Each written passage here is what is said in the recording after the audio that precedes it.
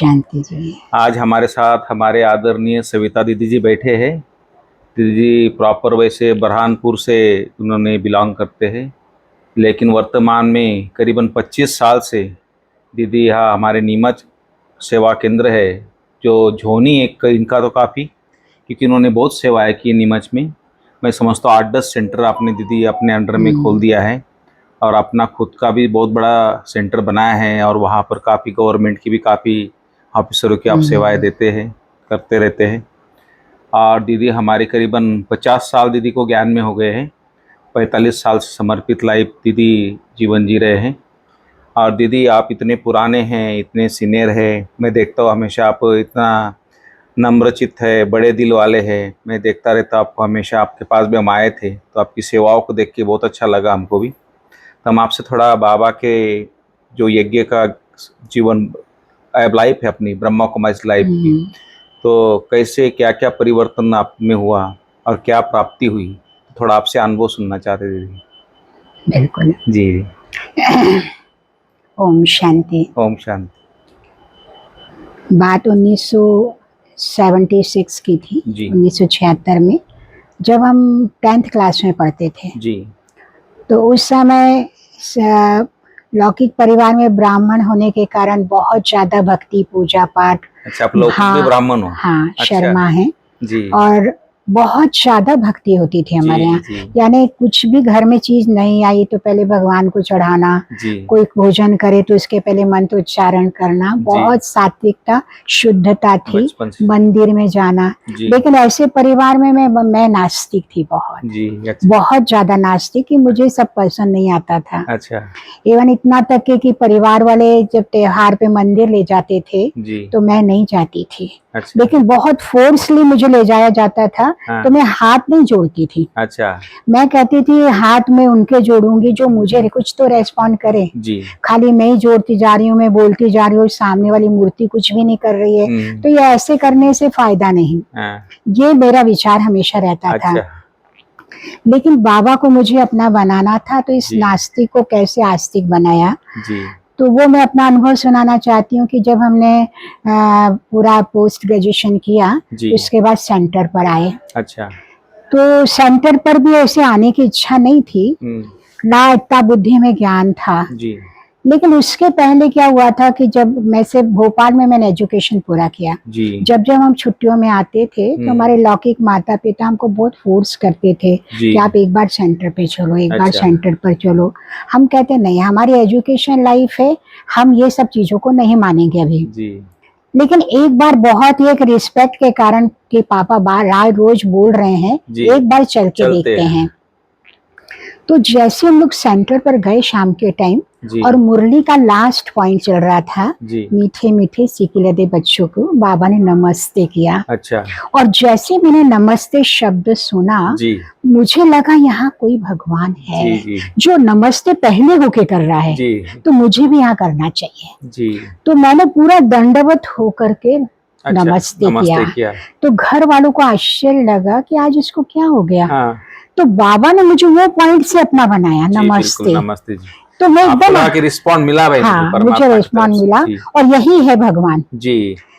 मुझे परिचय उस समय तक इतना कुछ भी नहीं था। तब से मैंने इतना रिस्पेक्टली बाबा को नमस्ते करना सीखा। आज भी जब बाबा की मुरली सुनाते हैं तो बाबा को जब नमस्ते करना होता है, बहुत सिर झुकाकर और अंदर दिल से नमस्ते करती हूँ कि बाबा मुझे आपने कैसा अपना बनाया, एक नास्तिक को आस्तिक बनाया। तो आज भी मुझे बाबा से बहुत रिगार्ड है अंदर में। दूसरी बात, मैं अपने जीवन का एक अनुभव सुनाना चाहती हूँ कि बाबा ने मुझे कैसे सब कुछ सिखाया। तो जब मैं सेंटर पर रहने आई, तो पहले तो क्या था कि परिवार में रहते कोई इतना कोई सुनाने वाला नहीं होता था।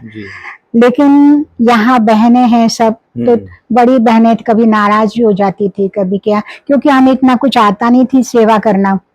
तो एक बार की बात है कि हम जब पढ़ के आए ही थे, इतना अनुभव नहीं था सेवा का, और इतनी ये भी नहीं लगन थी कि खुद होके करें, हमको कोई बोल देता तो हम करते थे।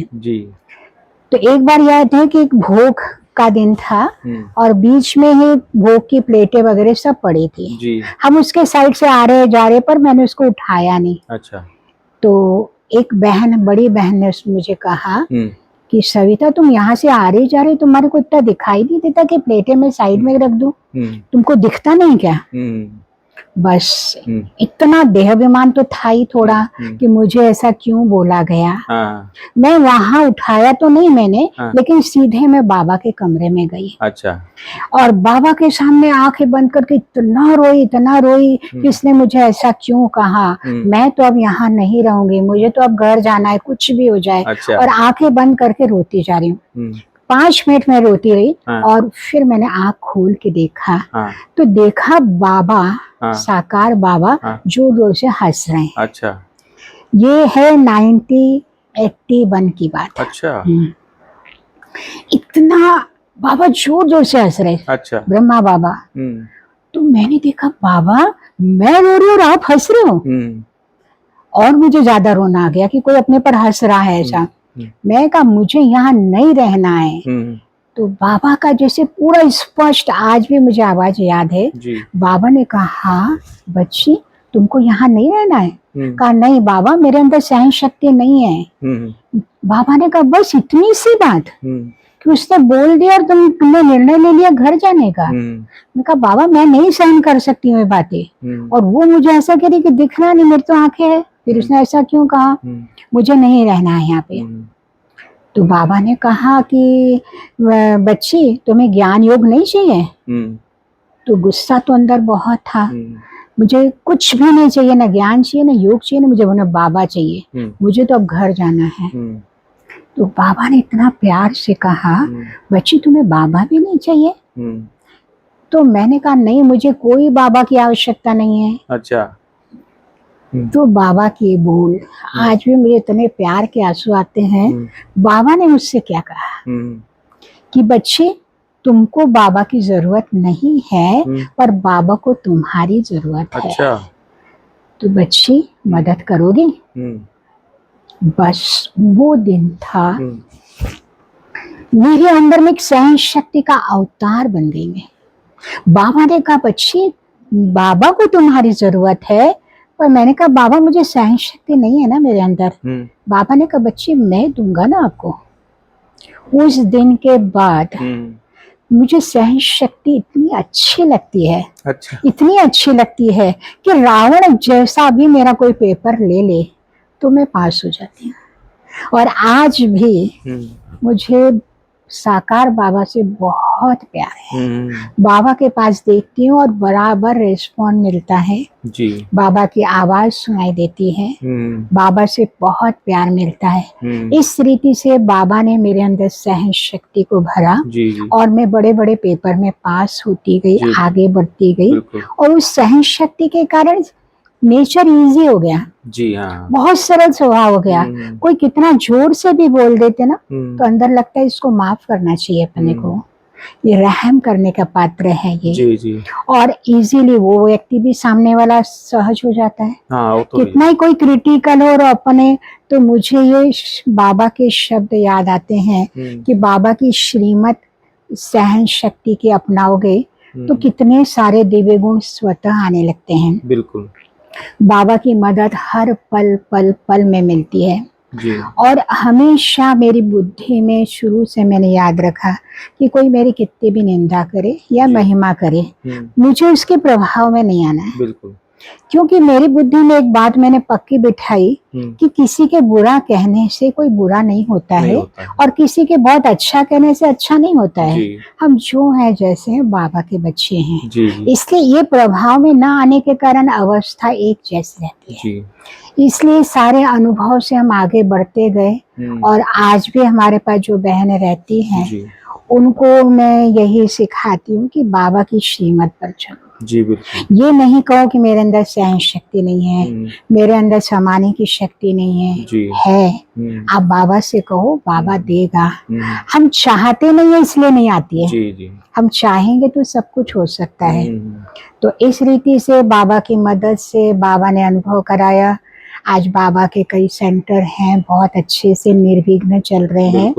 और जैसे कल ही हमारी मीटिंग में बात हुई, कल या परसों, कि बहनों की उन्नति के लिए क्या करना चाहिए, स्वोन्नति का। तो बड़े दीदियों ने सुनाया कि अगर हम थोड़ा टाइम बहनों के ट्रांसफर करें तो वो चेंज महसूस करेंगे। एक बार दादी ने किया था। दादी ने जो किया था, तो उसमें हमने अपना सुनाया वहाँ अनुभव कि ट्रांसफर का सिस्टम हमने शुरू से ही रखा जी। हर 6 महीने में बहनों को परिवर्तन किया जाता है। हाँ, भले कोई कहीं अपने जोन में करते, अपने जोन में, वो सही है। वही हमारी जो 10-12 सेंटर है। नागपुर में भी सिस्टम पुष्पा दीदी का था, मैं गया था ना एक बार पुष्पा दीदी के पास, तो वो भी बीच बीच में चेंज करते थे सेंटर।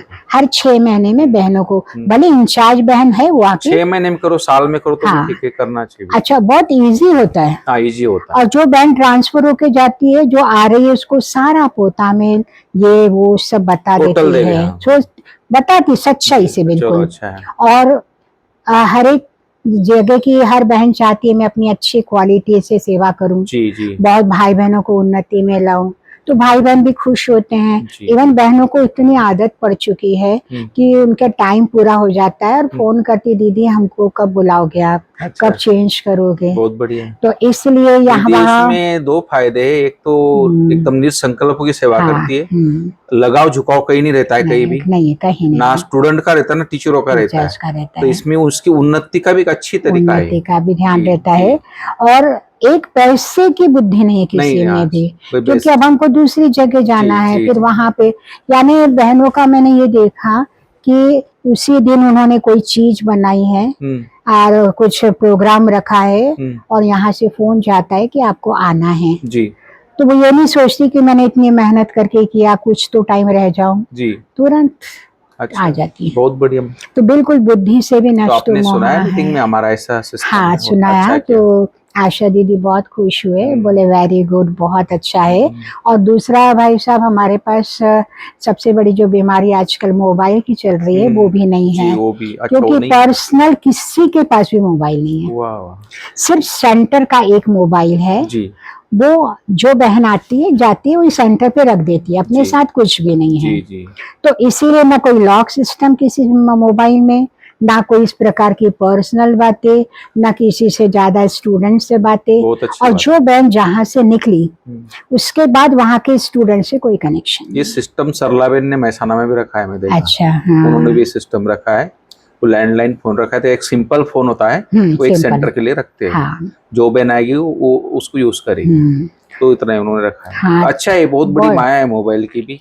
आज वही उससे छूटने के लिए कितनी मेहनत करनी पड़ रही है बड़ी दीदियों को, बिल्कुल। उनसे उनके कारण कितनी और बीमारियां नाम के आती है।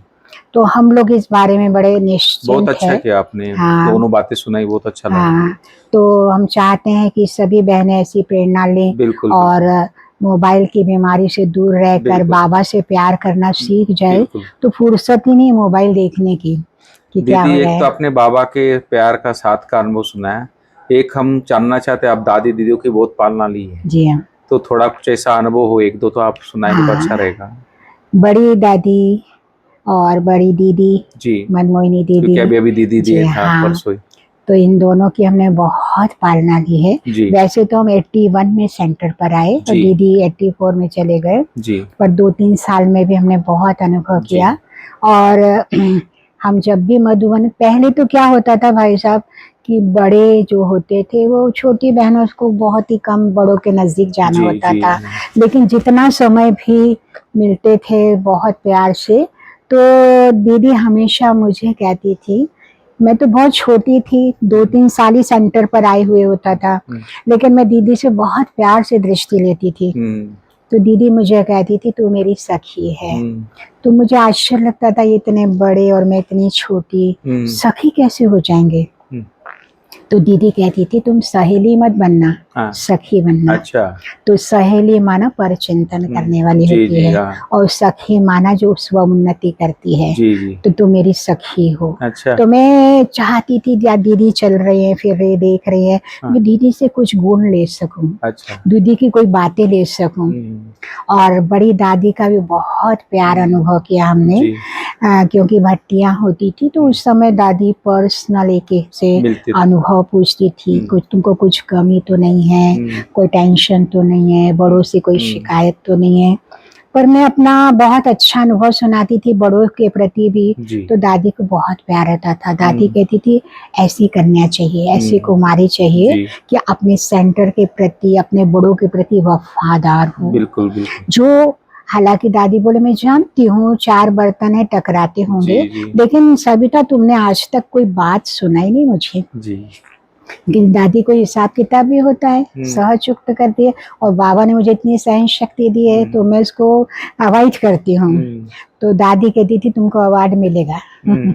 ऐसे दादी दिया ना, बाबा ने इतना बड़ा अवार्ड दिया, इतना बड़ा सेवाएं दी आपको। जी हाँ, तो ऐसे सुंदर अनुभव है और अभी भी बाबा कराता रहता है। जी। अमृत वेले हम लोग संगठन में योग करते हैं, चाहे कुछ भी हो जाए, सब एक ही जगह अभी तक हाल में सब आते बैठते हैं। और अभी तक वही स्टूडेंट लाइफ अपनाई हुई है, बराबर मुरली नोट करना है, उसका चिंतन मनन करना है। रात को बैठ के सब बहनें संगठन में बैठते, हम लोग वहाँ 8 बहनें हैं, बाकी सब सेंटर्स पे 2-2 बहनें हैं। जी जी। हम अकेली बहन कहीं नहीं रखते हैं। नहीं, अच्छा। अकेली अगर हो तो सेंटर बंद, आपस में तुम मुरली पढ़ो पर अकेली नहीं रहना है। जी जी। तो संगठन में रात को अव्यक्तवाणी पढ़ के ही सब सोएंगे, बाबा को 10 मिनट गुड नाइट करके। कितनी अच्छी दिनचर्या है, आपसे तो प्रेरणा लेने वाली बात है पूरे। बाबा ने बुद्धि को टच किया और सब श्रीमत है भगवान की। जी जी। तो उस पर चलेंगे तो अपना ही भला होगा। अच्छा है दीदी, देखो जीवन में ज्ञान योग है तो जीवन में खुशी भी है, सेवाएं भी है, उन्नति भी है, और सामने वाला हम जिससे मिलते हैं, जिससे हम ज्ञान सुनाते हैं, उस पर प्रभाव भी पड़ता है। प्रभाव पड़ता है क्योंकि वो सोचते भाई इनकी प्रैक्टिकल लाइफ है, वो देखते लाइफ को नजदीक से, तो एक अलग एक छाप है दीदी उसकी। इसलिए अभी जैसे कोई बहनों को हमें समझाना भी होता है ना, कई होती है छोटी मोटी गलतियां सबसे हो जाती है जी, तो हम उसको बहुत रूडली नहीं करते हैं जी। अब जैसे कोई बहन की गलती हो रही है, एक बार बोल दिया नहीं समझ में आ रहा है उसको, तो हम कहते अच्छा बहन, जैसे एक हमारी एक बहन है, वो कहीं भी जाएगी लाइट ऑन रखेगी, अच्छा, भूल जाएगी बंद करना, अच्छा, हम कहते नहीं बाबा के घर बिल आता है, इसको आप लाइट बंद कर दिया करो। जब जब जाएगी टॉयलेट वगैरह कहीं भी लाइट चालू, तो 1-2 बार समझा दिया, नहीं मानती, तो मैंने उससे कहा कि अच्छा बहन ऐसा करो, तुम्हारी आदत पड़ चुकी है ना, जब जब तुमको जाना है मेरे को बता के जाना, तुम आ जाओगी और मैं बंद कर दूंगी। ठीक है। तू सीख गई कि नहीं दीदी का बंद करे, उससे अच्छा मुझे करना चाहिए। ये ठीक, अच्छा युक्ति है। तो वो जो उसकी गलती हम ज्यादा उसको बोलेंगे वो फिर डिस्टर्ब होगी, नाराज होगी, उससे अच्छा युक्ति अच्छी। तो हम इसको ये कहते ठीक है आपसे गलती हो जाती ना, आप कर देना, उसके बाद मैं ठीक कर दूंगी इसको, तो वो फिर दोबारा नहीं हो पाती है। बहुत अच्छा युक्ति आपने बताया। थैंक यू दीदी, आपने टाइम दिया, आज से आपकी भट्टी में भी जाना है आपको, आपने टाइम दिया, बहुत बहुत धन्यवाद। थैंक्स। ओम शांति।